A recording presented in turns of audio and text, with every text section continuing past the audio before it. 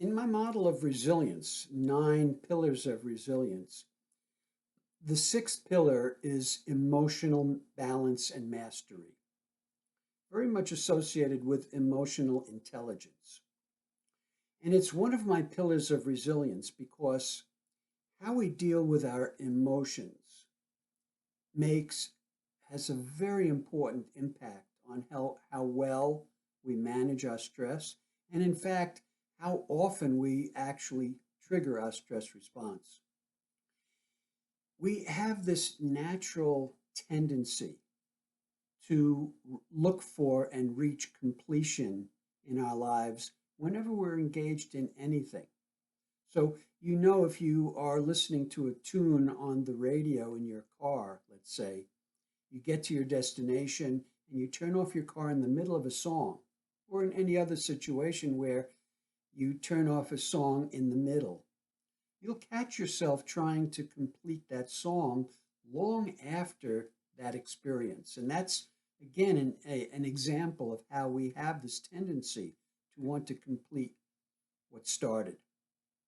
You'll notice this in your thinking as you try and go through certain situations in your life that you're having some difficulty dealing with, where your brain has difficulty letting go because it wants to get completion. Many of you know this to be really true and unfortunate when you're trying to fall asleep. Well, the same thing is true with our emotions. If something causes us to feel a certain way, we can push it aside. We can decide either consciously or unconsciously, I shouldn't be angry. It's not okay to be angry. I shouldn't cry. But it doesn't stop the process from going on. It doesn't address the feelings that are produced inside your body. In fact, the only way to get resolution is to find a way to work through the feelings and be able to let go of them. Otherwise, we have to find some way of holding them in. And emotions are not just held in intellectually. Our bodies literally have to hold them in because feelings have energy. You might notice this if you're angry, you have a lot of energy in your body connected to that anger. Well, what happens if you don't resolve that feeling? You have to find some way of pushing it down, some way of holding it in. And this is a major source in many cases of either anxiety or depression. Anxiety, because when we hold in a lot of emotions and some of them start to bubble up because they're getting triggered, this can result in us feeling anxious. If we are suppressing our feelings, we're not capable of being selective and just suppressing the ones we don't like.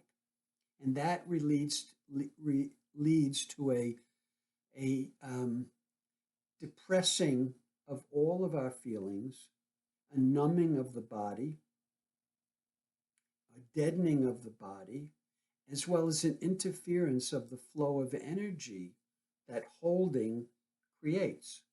And so it's very important when you have feelings to find a way to get resolution. Now, a lot of people say to me, well, I'm angry at so and so, but they just won't listen to me. Or I'm angry at so and so, but I'm afraid to let them know because they'll just get even more angry at me or they'll reject me. And particularly if it's a person that's important in your life, that's not a tenable situation. The good news in resolving unfinished emotional business is that you don't need anybody else to resolve it. After all, you may have feelings towards someone who's no longer in your life and perhaps someone who's no longer alive. But you still have those and carry those feelings, and you have to find some way of working them through and resolving them. So, one of the things I recommend is that you find some way of expressing those feelings. You can write a letter and then you could tear it up. You can yell and shout at a person. You can pound a pillow. You can do something that activates and releases that energy in your body. But if you're going to do any of these things, there's one key to whether you actually let those feelings go or just keep recycling them. And that one very, very important consideration is that you do it from the place of acceptance. What do I mean by acceptance? Acceptance means recognizing that you have no control over the other person or situation, that the only person you have control over is yourself. And so you can get the feelings out towards somebody who keeps frustrating you because they will not listen to you or do what you would like or even apologize when they have hurt your feelings. But again, as long as you still want that from the other person, you will keep generating new feelings of frustration and anger. Therefore, if you want to let go of your feelings, it needs to include a step in which you accept this is the way that person is. They may never change. They may never listen to you.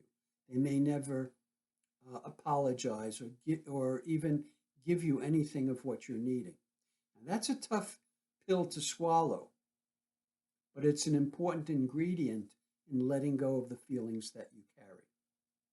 So you express, get it off your chest with the intention of letting go of these feelings because you realize that the only person that you hurt by holding on to these feelings is really yourself. They're a distraction, they are emotionally harmful and physically harmful, and as I said, they create a deadening or a cause for anxiety.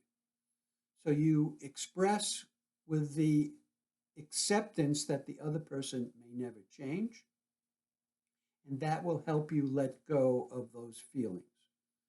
Now, new feelings may come up in those relationships, but you will be managing them in a way that'd be easier for you to handle.